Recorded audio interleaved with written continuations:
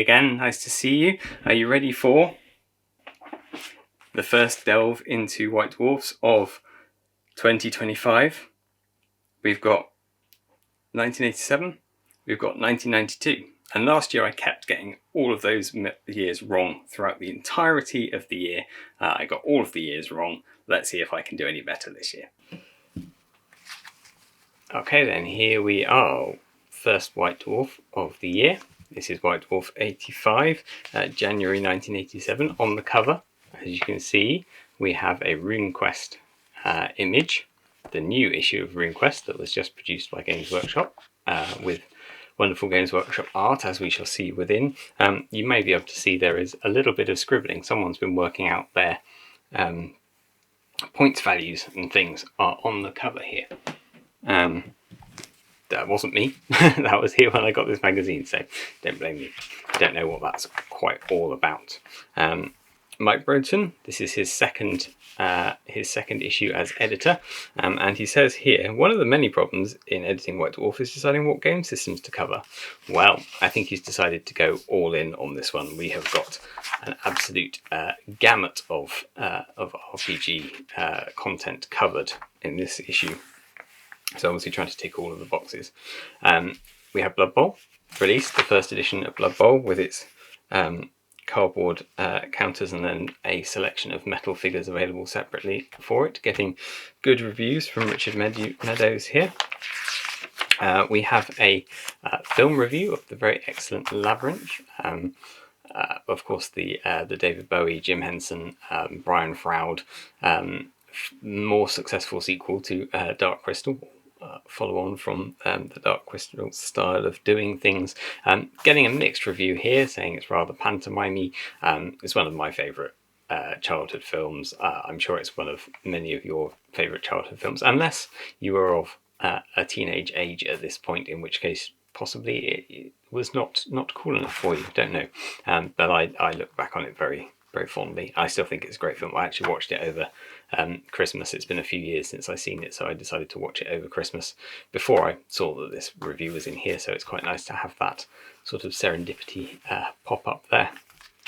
We have here some Chaos Sorcerers, some absolute classic Chaos Sorcerers here, many of whom were to get reissues in various forms, appear in different places. We've got a Dungeon Quest guy here, and stay in production for a long time, along with their classic familiars. And many of these were still available up to about 10 years ago in metal from mail order at Games Workshop. I know because I did pick them up at that time. So, very popular sculpts, all of which stayed in production for a good long time. Some more new Citadel miniatures joining them. We saw the Nightmare Legion and Bugman's Dwarf Rangers in a previous issue. Joining them, some Normans, some male, some in padded gambesons, some not at all.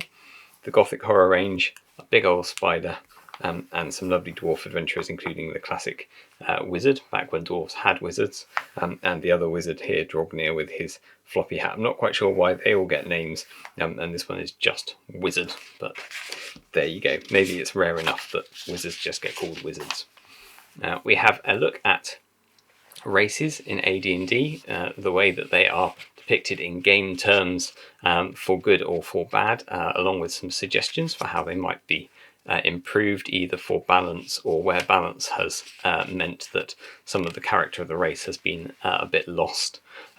The author, Alan Mars, particularly bemoaning the fact that dwarves and gnomes are not magic resistant enough, and particularly bemoaning the fact that gnomes can be illusionists in AD&D. Well, actually, it's interesting because I occasionally, not as often as I probably should, get to play in a local AD&D game in which my character is a gnome thief slash illusionist, and it suits my sort of fairy tale notion of gnomes to have a magical tricksy gnome. But I know that that's not what the kind of background to gnomes in D&D was at the time. They were supposed to be a bit more anti-magical. But I like a magical gnome, me. There's a lot of discussion in here on half-orcs, largely around the premise of why would you bother being a half-orc. Half-orcs, it seems, get a raw deal. As the probably least good alignment of the player characters. Probably more interesting to play a half-orc, but yeah, it seems that they don't get as favourable look in as the rest of the races.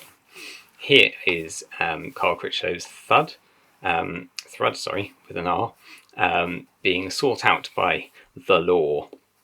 This is the Law. You can tell he's the Law. He has a badge and his shoulder pads and his Lawmaster.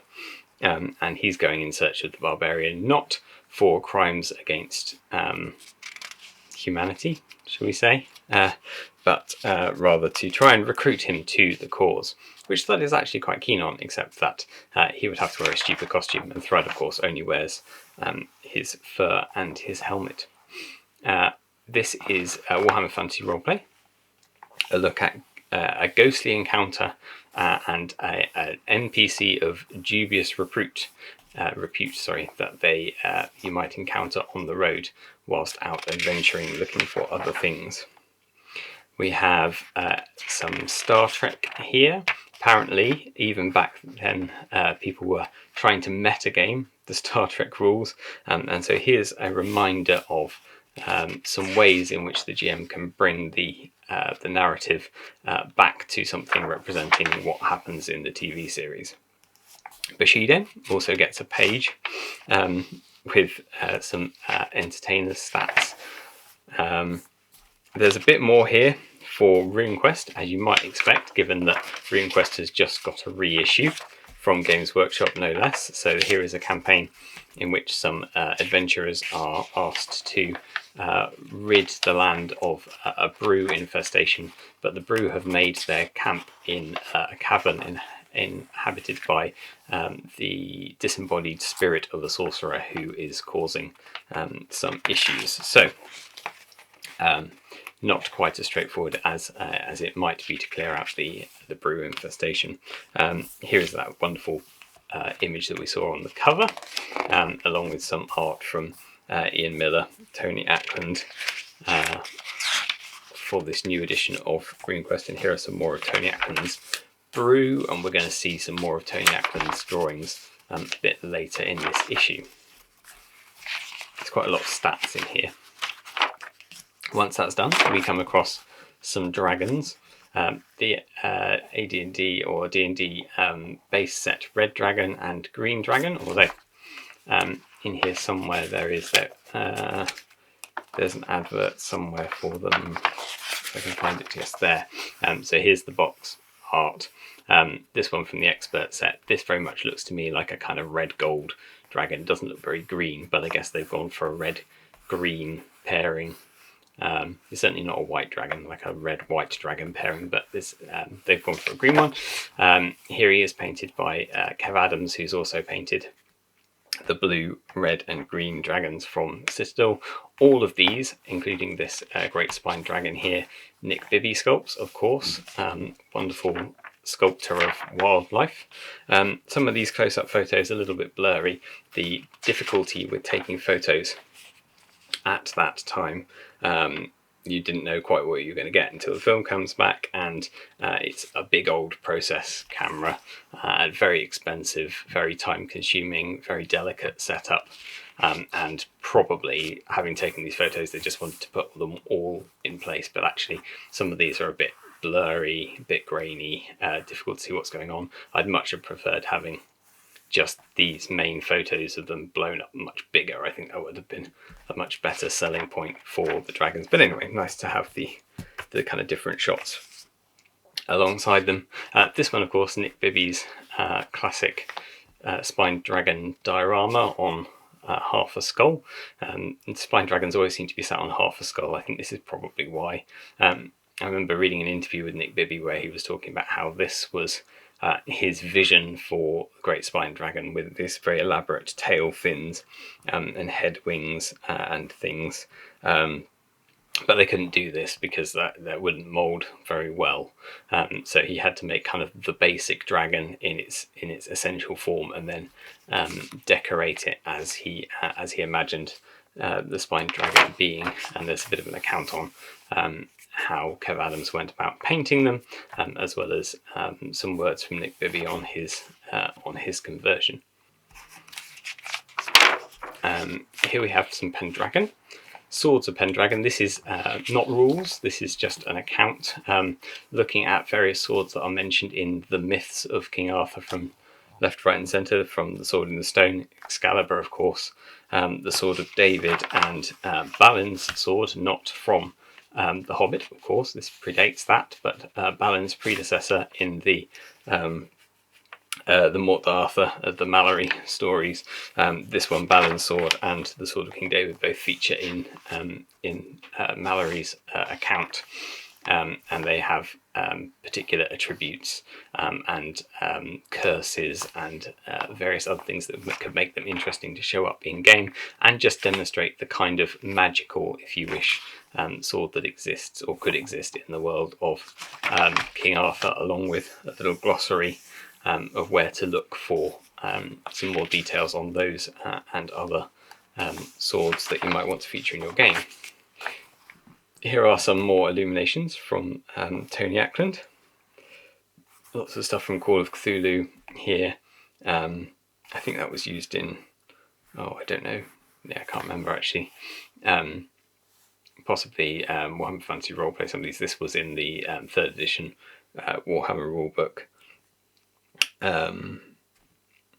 But having seen a lot of these pieces in Tony's portfolio at Bring Out Your Lead, seen them in person, they're marvellous images here, but they really don't do justice to just how fine the penmanship and the pencil work is there. They're absolutely stunning, considering he was just rattling these off at a great rate of knots, and then they were being taken away and photocopied and cut up to put into these publications. They're just absolutely wonderful. Really captured the world of these various books at the time. I think Tony very much shaped the Warhammer world and RuneQuest and Call of Cthulhu in many people's minds.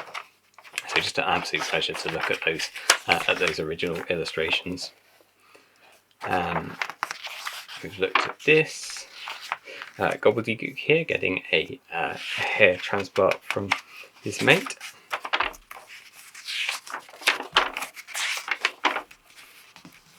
Citadel's classic dungeon rooms there. The Citadel Journal advert with these Ian Miller orcs kind of going up into the castle, which is not an Ian Miller citadel there. And then on the back, the Hrothjog's Tower, the classic John Blanche illustration, kind of cropped off, but the advert for Warhammer Fantasy Roleplay there. Excellent. So here we are. That is the end of White Dwarf 85. Let's jump forwards in time to an absolute treat of an issue. This is issue 145. So we are now in 1992, January 1992, and as you can see from the cover, Heroquest and Space Crusade. Yes, but these are not Heroquest and Space Crusade release issues. Heroquest and Space Crusade first came out in 1989, I believe. Christmas 1991, there was a reprint with this image on the cover of Space Crusade. The original Space Crusade image, very similar to this, but not this image. This one was released in America, I think, maybe the 91. I don't know if the 89 had a release in 89 in America with this cover. It might have done, but the 1991 UK and Europe had this cover on it as well. This head based on a very famous star of the time. Anyone knows who that is. So this would have been the Christmas that I got Heroquest. Christmas 1991, that re-release issue would have been when I got it, not the first time round in 1989. But so we're going to get some dungeoneering and some space dungeoneering in this issue somewhere. Golden Demon 92 is coming. Here are some instructions for what you need to do if you want to enter Golden Demon. They're quite interesting. There are some restrictions on here. So the single miniature can is just a single miniature, but it's not allowed to be converted.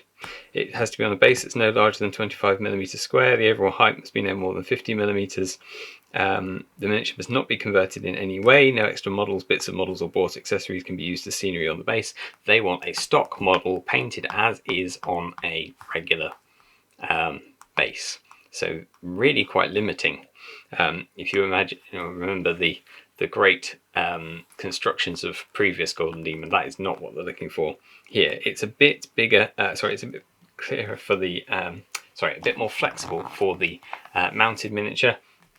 You're allowed to take a mount that isn't intended as a mount. You're allowed to take a rider that isn't intended as a rider and put them together and do a little bit of customization on it.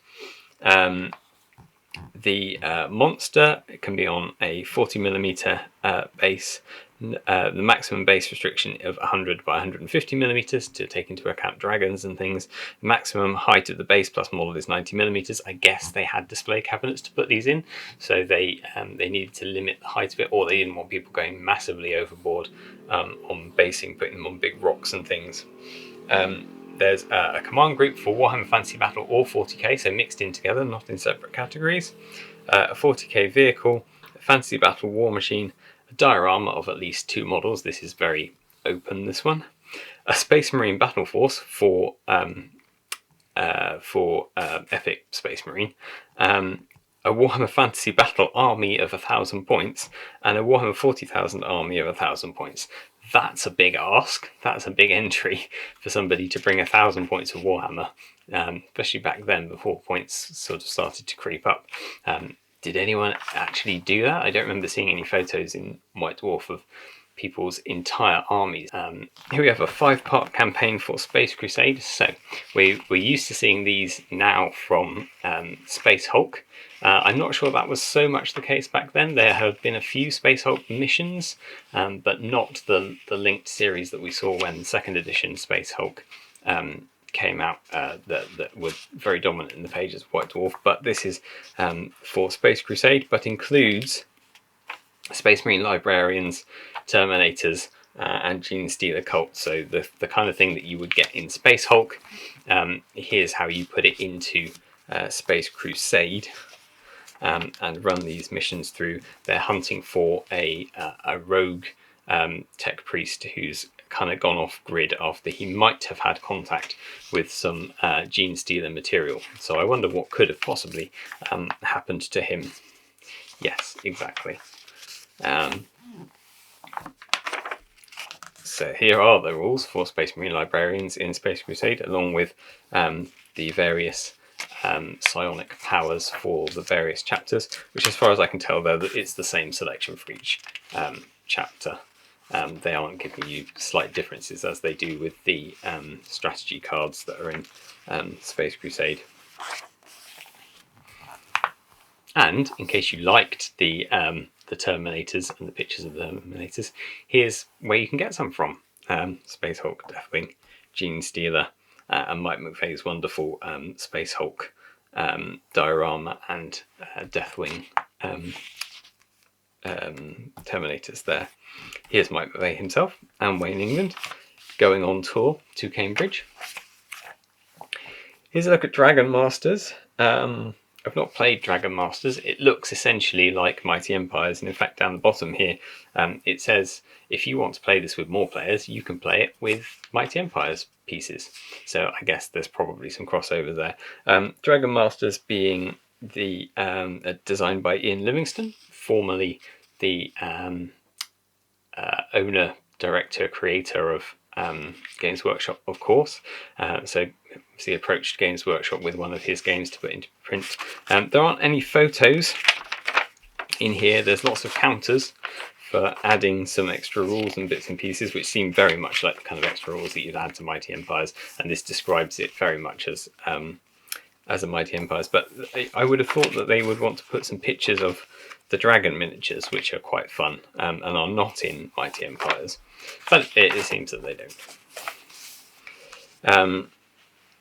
Here's a wonderful eagle. I'm not so keen on the High Elf Lord riding him. He looks very precariously perched there, but the eagle itself, a Trish Morrison sculpt, of course, absolutely beautiful. And these classic snotlings, which I bet if you asked most people, they'd say, oh yeah, they're Kev Adams snotlings.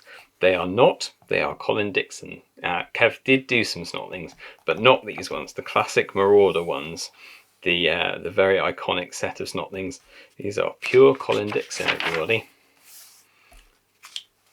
Here are Tyranids in 40k. We have seen in recent years, I think it was about 18 months ago, we were looking at Tyranids in, as they were coming out towards the end of 2nd edition 40k, but here they are appearing in Rogue Trader. Initially, very much Gene Stealers and Tyranid Warriors, but being, or the early kind of Protonid and the Hunter Slayer figures now being expanded into a kind of a range, with the typical or now familiar as Tyranid elongated heads and kind of Geiger-esque exposed bits and pieces, very alien referencing, but in this instance they had much more kind of dragon-like faces. They weren't quite so alien looking. And if you have a look at this image here, this full-page image of the models that were available at the time, there you've got the plastic Advanced Space Crusade Tyranid Warriors here with the Bone Swords and the Death Spitters. You've got the Hunter Killer pre-Termagant models. You've got the Gene Stealers. You've got the Screamer Killer at this point, but later the Carnifex, that the kind of Tyranid Dreadnought equivalent, was out and about very early in the existence of the Tyranids, and Zoats. And I think we'll have there'll be some more on those in the following pages. Here we are looking at the stats for them. There you go, the Zoats. So they were affiliated with Tyranids initially, looking quite incongruous because we're used to seeing the very Geiger-esque alien look to all of Tyranid types, and Zoats definitely don't have that, but it was a bit more of a mixed bag back then. Not least because the Tyranids could have squigs. There you go, the original squig swarms here before they were affiliated with orcs and goblins, biological creatures created by the Tyranids in their wonderful wacky gawky form. I mean, they look far more orky than they look Tyranidy, but yeah, originally they were part of the Tyranid force, and you could have chaos mind slaves alongside your aliens from beyond. Here we have the first of those Heroquest adventures, The Eyes of Chaos by Carl Sargent. People trying to liberate the tomb of some mighty warriors from an ogre infestation. You're not allowed to pillage the tombs. Bad things happen if you try and steal from the tombs of the fallen here. So it's a two-layer encounter. You've got the upper and the lower catacombs. You've got ogre warriors, but here with individual hit points rather than the method introduced for killing them in here against the Ogre Horde, the Heroquest supplement. Trolls, Chaos Sorcerer, and your NPC stats there.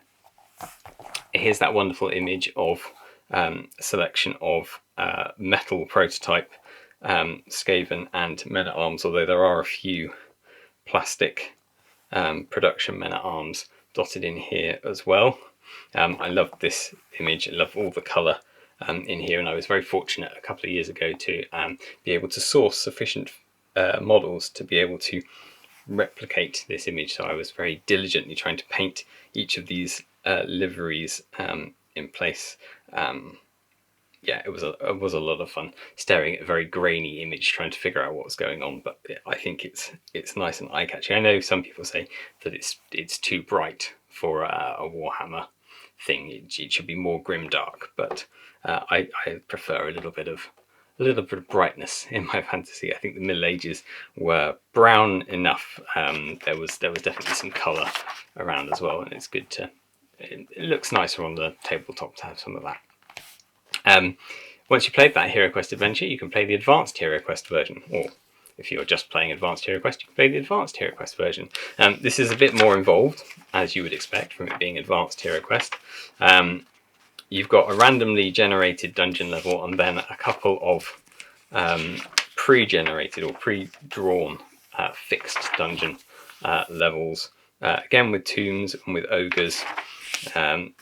And the adventure very much imagines that you might not make it all the way to the end in one go, so it gives you stages at which you can kind of withdraw and have a rest and recoup, ready to go on ahead. But the Eyes of Chaos themselves, which are glowing skulls that appear in the corners of rooms, they are slightly more worrisome in the Advanced Heroquest. They steal spells from Heroquest, and what I think they missed a little bit of a trick if I go back there.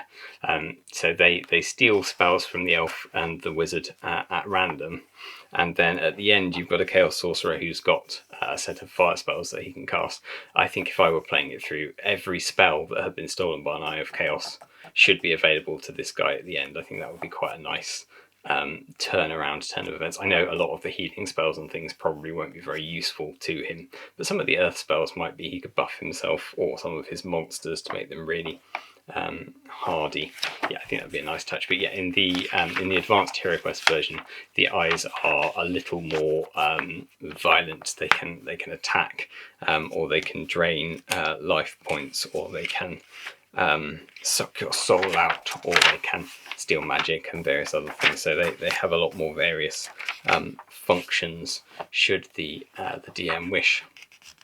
Here's some Gene Stealers and some Terminators should you wish to populate your Space Crusade board with those. I used to have a bunch of these metal pure strains, and in the early days of Old Hammer I traded them away because I was so delighted to be able to trade with people again. I traded these away for I can't even remember what now. Wish I'd kept them. Wish I'd kept them. They're beautiful sculpts and they're so expensive to get hold of, but never mind. That's all in the past, and it doesn't really impact me because I don't really play 40k. They're just sometimes they're nice things to paint.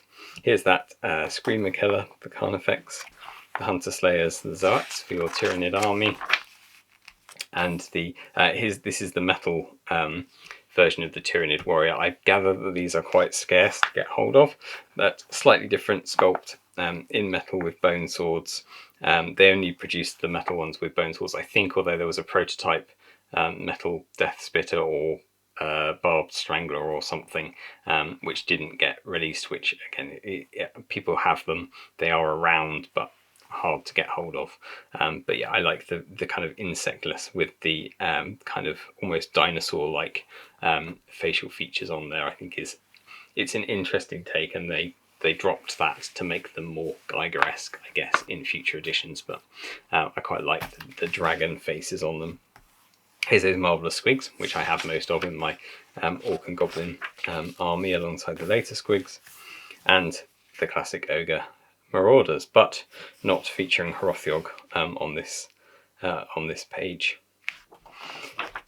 And on the back cover we've got Glorious Colour, the Studio Britannian army, Mike McVeigh's Wood Elves in their bright colours, the Perrys, Empire Forces, all quite a different mix of painting. You've got the Empire Britannians looking very block colour here, the Empire army having much more black lining, and kind of you can pick out the detail a lot easier on those, and then the other side, this wonderful skeleton horde made mostly out of the old Citadel plastic skeleton army boxed set, in their kind of brownish bleached bone that was so iconic for me. This was absolutely how I imagined skeletons back then, with these big shields, which I didn't manage to source for my undead army. If I ever do a force of these skeleton horde plastic skeleton army figures, which I would like to do, I think I should try and source these kind of skull triangular kite type shields to arm them with. And I'd quite like to do this crossbow unit with the old black plastic crossbows as well. That'd be quite fun. Anyway, lots of fun. Very mixed bag on here, but it makes quite a dramatic scene. It's lovely to pour over, especially with the water wheel here.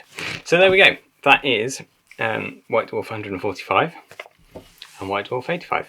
Hope you enjoyed it. I shall see you next week for the next one in the series. Stay tuned. I shall see you again then. Take care.